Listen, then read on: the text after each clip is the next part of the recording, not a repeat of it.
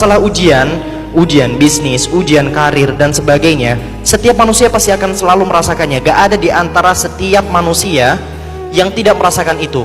Jadi kita semua sebenarnya sama. Sebagian bercerita, sebagian lagi tidak. Memang begitu hukum yang telah Allah Subhanahu wa taala tetapkan kepada kita.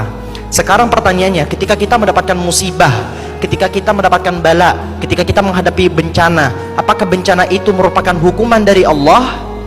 Jawabannya bisa saja iya, bisa saja tidak.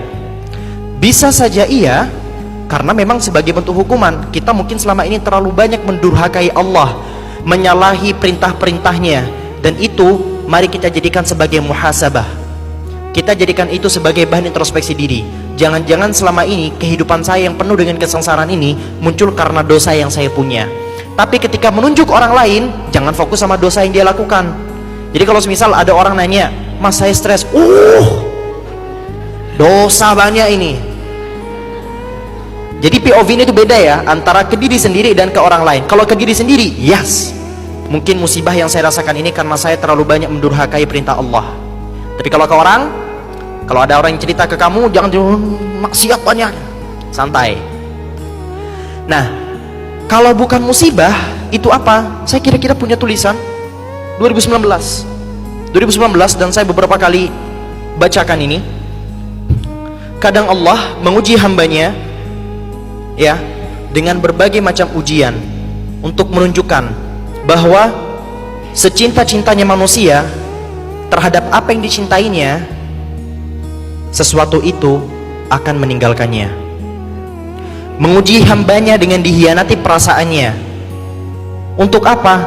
Agar kita tahu bahwa hanyalah Allah yang paling setia terhadap kita. Menguji hambanya dengan cintanya. Untuk apa? Agar kita tahu bahwa Allah selalu ada untuk kita kapanpun itu. Ingatlah bahwa setiap ujian, musibah, cobaan itu tidak melulu bermakna azab. Musibah, ujian, cobaan itu tidak melulu bermakna azab.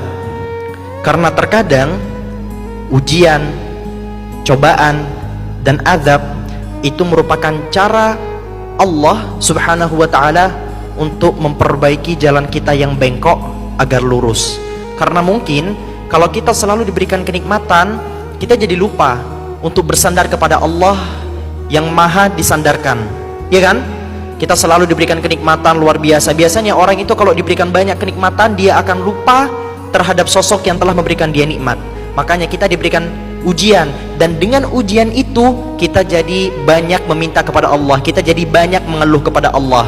Makanya salah seorang ulama itu pernah menyebutkan, ketika aku menghadapi satu musibah, ketika aku menghadapi satu ujian, dan ujian itu tidak lepas dariku, setidaknya aku menjadikan Allah sebagai yang terdekat bagiku. Jadi ketika kita menghadapi ujian dan ujiannya gak selesai-selesai, setidaknya aku menjadikan Allah sebagai yang terdekat bagiku, sebagai wasilah untuk menghancurkan berbagai macam gundah gulana yang ada di hatiku.